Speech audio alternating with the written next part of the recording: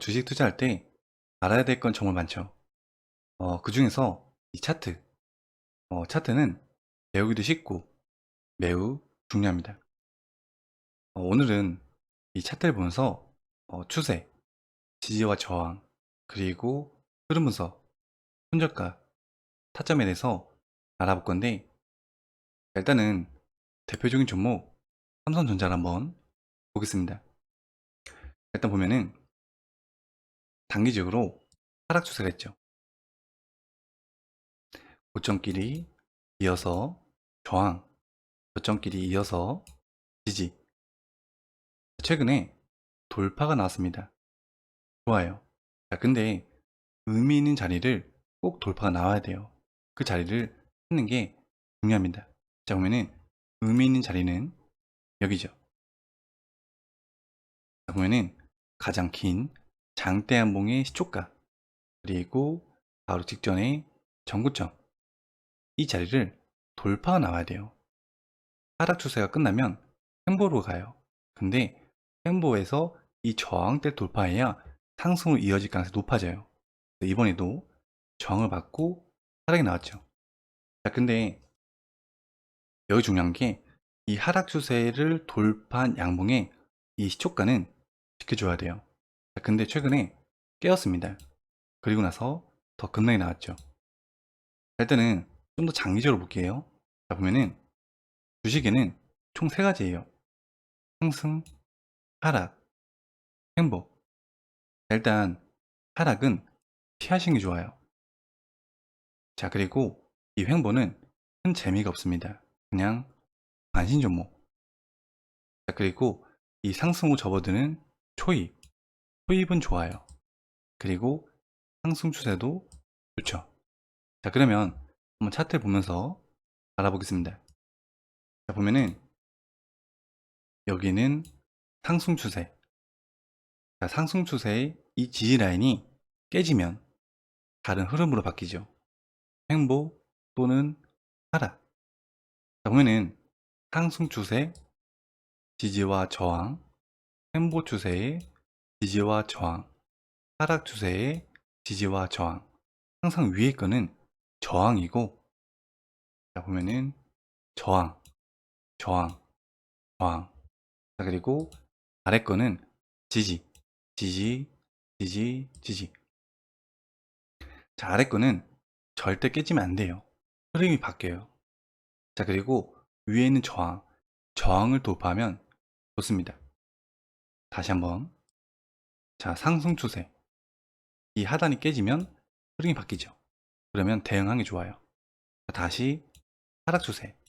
피하는 게 좋죠. 자, 그럼 여기는 좋은 구간, 여기는 나쁜 구간. 자, 이 하락 추세에서 이 저항대를 돌파하니까 흐름이 또 바뀌어요. 횡보. 근데 횡보는 재미가 없어요. 자, 근데 횡보에서도 잡을 수 있는 구간이 있어요. 기존의 지지와 저항에서 한번 알려드렸는데, 자, 저점.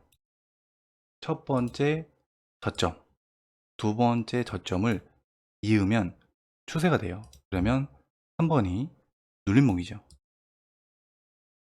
자, 그런데 여기서 보면은 이 횡보권에서 다시 이 저항대 돌파하고 상승 추세로 바뀝니다. 자, 여기는 좋은 구간, 여기는 초입. 자, 그러면 여기는 좋은 곳, 나쁜 곳. 여기는 관심 종목, 여기는 좋은 곳, 여기는 너무 좋은 곳. 자, 근데 다시 한번 깨져요. 자, 그러면 다시 하락 추세입니다. 물론 지금은 차트를 보면서 말씀을 드리고 차트 공부이기 때문에, 물론 종목을 볼 때는 차트만 보고 할 수는 없어요. 많은 것을 참고해서 보셔야겠지만, 오늘 이 시간은 차트만 보면서 차트를 알아보는 그런 시간입니다. 자, 그러면 일단은 이 상승 추세가 꺾이면 대응하시는 게 좋겠죠. 자, 그리고 다시 흐름이 또 바뀝니다. 이 저항을 돌파하니까, 이 저항을 돌파하고 나니까 다시 흐름이 바뀌는데, 이번에 횡보가 아니고 바로 상승 추세예요. 자, 근데 좀 더 크게 볼게요. 자, 물론 여기 보면은 이 단기적으로도 추세가 있어요. 상승 추세, 횡보, 상승 추세, 횡보, 상승 추세, 하락 추세, 상승 추세, 하락 추세, 횡보 추세, 상승 추세 계속 나와요. 이게 모여서 장기적으로 상승 추세가 하나가 만들어지는 거고, 자, 그리고 이것뿐만 아니라 좀 더 크게 보면은 이 저점끼리 이으면 돼요. 1번, 2번, 3번 이렇게 이으면 여기가 눌림목인 거예요. 아까 게 급락이 나왔죠. 자, 그러면 장기적인 흐름도 있어요. 장기적인 흐름에 이 저점끼리 이으면 거기가 추세의 지지 라인이에요. 이 삼성전자도 거기서 반등이 나왔네요. 자, 다시 여기서 다시 상승 추세가 나왔어요. 자, 근데 어느 순간부터 갑자기 급등이 나와요. 상당히 좋았죠. 이때는 정말 좋았죠. 엄청난 급등이 나왔습니다. 이때부터 약 50%이 삼성전자가 50% 상승이 나왔어요. 자, 보면은 물론 이 단기적도 중요하고 조금 더 중기적인 것도 중요하고 정말 중요한 건 장기예요. 장기는 정말 중요해요. 장기적 흐름은 정말 중요해요. 정말 중요한데, 자, 아까 보면은 요렇게 요렇게 요렇게 요렇게 요렇게 이렇게 이렇게 있었고, 아까 저점끼리 이었었고, 이번 고점끼리 이어볼까요? 이렇게. 자, 그러면 장기적인 상승 추세예요. 이 안에도 숨어 있고 이렇게도 숨어 있고 장기적으로 숨어 있고. 근데 어떤 장기적 흐름을 돌파하면 더 강력하게 올라가는 경우가 매우 많습니다. 이번에도 상당히 좀 급등이 나왔고. 근데 일단은 이 하락이든 횡보든 저점, 이 지지라인을 깨면 상당히 좀 위험합니다. 만약에 횡보가 있었어요. 근데 이 저점을 깨버려요. 그러면 이게 강력한 매물대예요. 다시 돌파하기 어렵습니다. 물론 가끔 살짝 뺐다가 다시 올리는 경우도 있긴 있어요. 물론. 근데 물론 이게 깨지면 좋지가 않습니다. 근데 만약에 하락 추세에서 저점이 깨진다? 완전 급락으로 이어진 경우가 되게 많아요. 이때는 위험하죠. 되도록 상승 추세나 상승 추세로 접어든 구간이 매우 좋아요. 물려도 더 가는 경우가 많아요. 대신 이 장기적 흐름만 살아있다면. 자, 보면은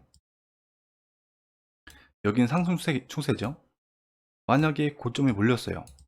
그리고 장기적인 흐름이 좀 살아있으면 결국엔 지지받고 반등 나오는 경우가 많아요. 하지만 이 장기적 흐름은 꼭 살아있어야 돼요. 만약에 여기서 잡았는데 물렸다. 그래도 장기적 흐름이 살아있으면 다시 올라갈 가능성이 높아져요. 상승하려는 이 힘이 강합니다. 근데 반대로 여기서도 잡아도 물렸어요. 다시 올라갈 가능성이 높아져요. 시간과의 싸움이죠. 이게 이제 타점인 거고, 이거는 타점에 따라서 이 잡는 위치는 달라지겠죠. 자, 근데 하락 추세는 누르는 힘이 워낙 강하기 때문에 물리면 더 물려요. 나오기가 힘들어요. 장기적 하락 추세고. 자, 그리고 지금 가격 이동 평균선 한번 추가를 해볼게요. 여기다가 추가, 여기다가 가격 이동 평균만 해서 가격 이동 평균선을 대표적으로 쓰는 것만 해볼게요. 1년선 240은 1년선, 480은 2년선, 21선 딱 이렇게만 해볼게요. 21선은 노란색으로 해보고 한 2, 240은 저는 초록색으로 쓰니까 3 정도, 2년선은 갈색으로 3. 자, 이렇게 한번 해봤습니다. 자, 일단은 약간 단기적 흐름에서는 21선이 정말 중요하죠. 21선. 21선을 보면은 삼성전자 기존에 아까 하락 추세 했을 때 요 흐름이었죠.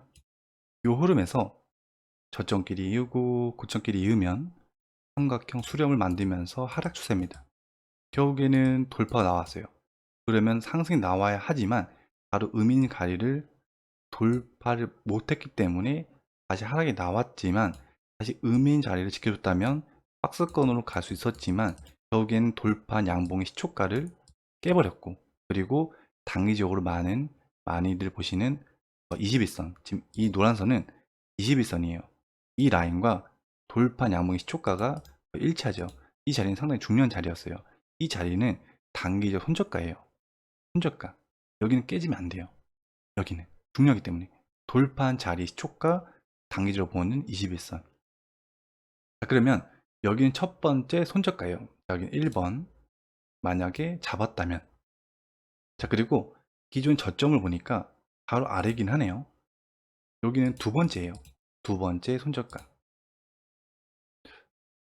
작아서 안 나오네. 자, 그리고 좀 더 보니까 바로 아래 단기 이평선 1년선이 있어요. 자, 여기는 세 번째 손절가. 단기 이평선 상당히 중요하기 때문에 아무래도 이탈이 되면 더 힘이 강해지면서 더 빠르게 하락이 나온 경우가 매우 많습니다. 자, 그리고 그 다음은 또 어딜까요? 자, 오늘 이 차트를 보면서 지지와 저항, 추세, 장기적 흐름 이걸 보는 거였죠. 자, 그리고 정고점도 정말 중요해요. 정고점 보면은 여기가 정고점이네요. 그죠? 정고점. 자, 이 자리는 정말 중요하죠.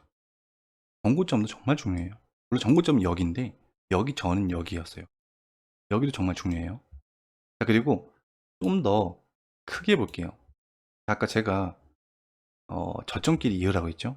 자, 여기 자, 보니까 여기부터 여기 저점을 이어서 보면은 이렇게 나오네요. 그죠?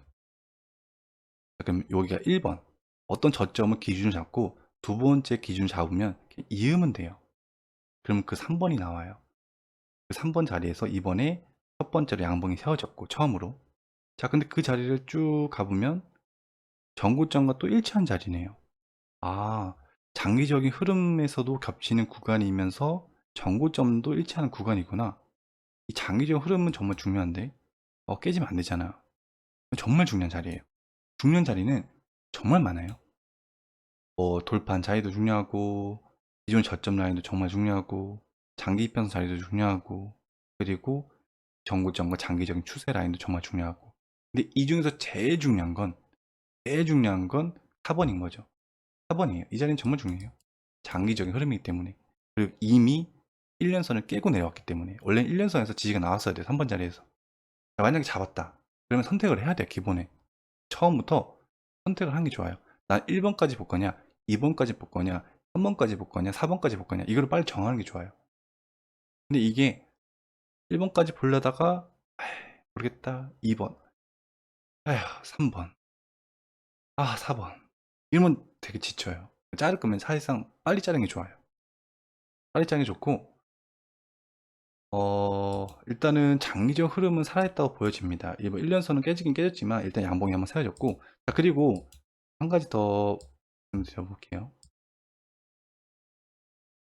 지저분한데 이거 잠깐만요. 일단은 2년선만 내둘게요. 깔끔하게. 자, 보면은 주식에는 이 대칭성이라는 게 정말 많거든요.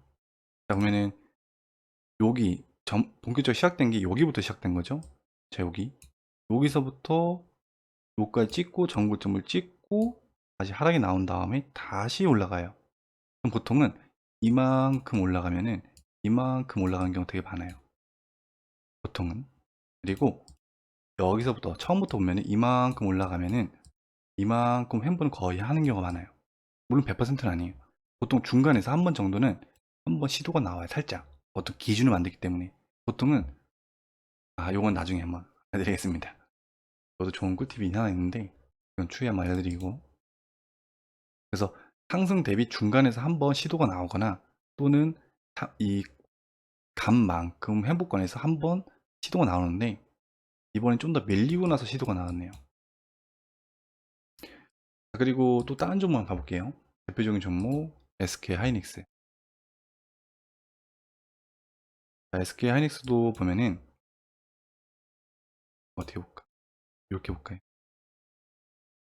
이렇게. 자, 보면은 자, 기본적으로 상승 추세가 있었어요. 상승 추세. 이렇게 상승 추세죠. 그죠?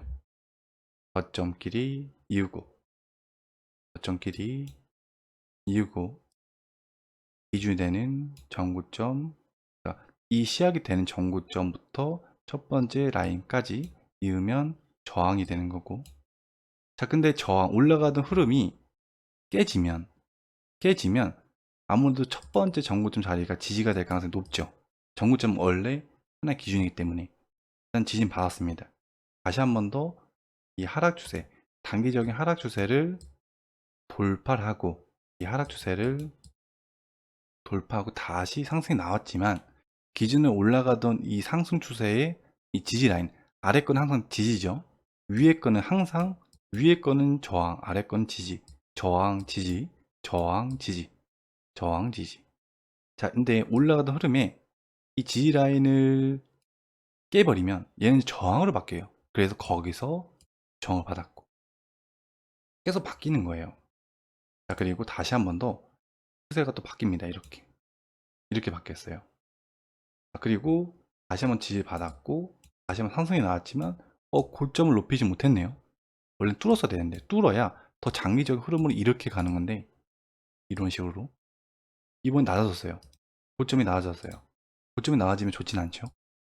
그러고 나서 다시 한 번 더 이 추세를 깨트리고 다시 하락 추세가 시작됩니다. 그 다음에 이 하락 추세의 저항을 돌파하니까 다시 횡보권이 나왔고, 다시 한 번 더 이 횡보권의 지지 라인을 깨트리니까 다시 하락 추세, 상승이 나왔지만 기존의 지지 라인 쪽에서 저항을 받고 또는 하락 추세로 이어지는 저항에, 이 라인 하락 추세의 저항에 맞고 다시 한 번 더 급락이 났습니다.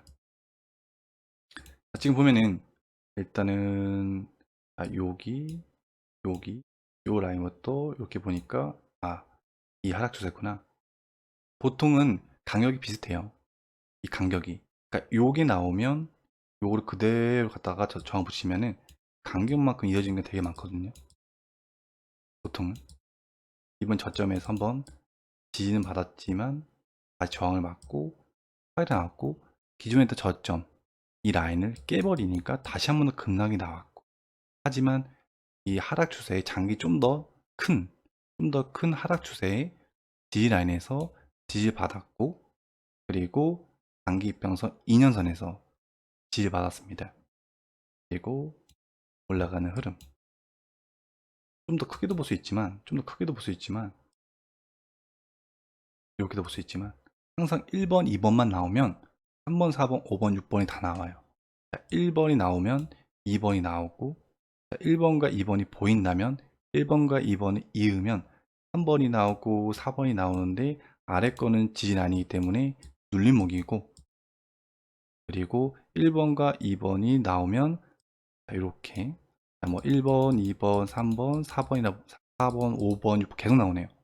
이거는 단기적 2차 포인트 계속 나오는 거죠. 자, 일단은 SK 하이닉스도 여긴 정말 중요해 보이네요. 그죠? 여기는 지금 보니까 정고점 자리가 또 여기네요.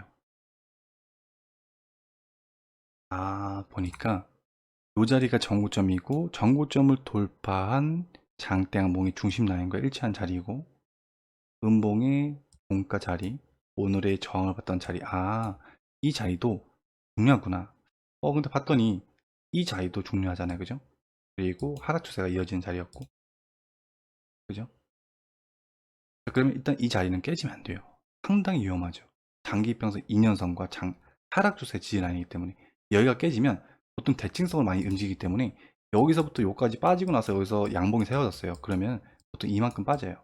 여기가 다음 포인트예요. 보통은. 물론 주식에는 100%는 없어요. 하지만 이쯤에서는 그런 게 있기 때문에 대칭성만큼 움직이는 경우가 많습니다. 자, 일단은 SK 하이닉스도 여긴 좀 깨지면 위험하겠죠. 그리고 네이버도 한번 볼까요?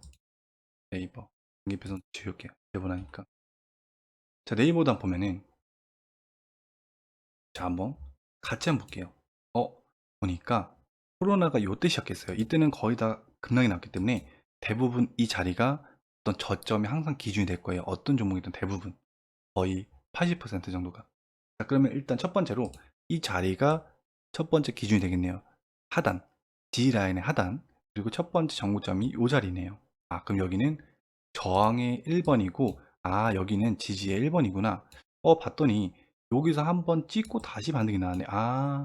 여기는 2번이구나. 올라가다가 다시 하락이 나왔는데 여기가 2번이구나. 저항. 1번과 2번 이었더니 다음 저항이 나오는 거야. 3번이구나. 그래서 저항을 받았구나. 자, 1번과 2번을 이었더니 3번이 나오네. 여기가 눌림목이었구나. 이렇게 보는 거죠. 그죠? 자, 이거는 장기예요. 자, 그러면 좀 더 단기적으로 볼게요. 자, 요거는 상승 추세. 상승 추세의 하락이 깨지면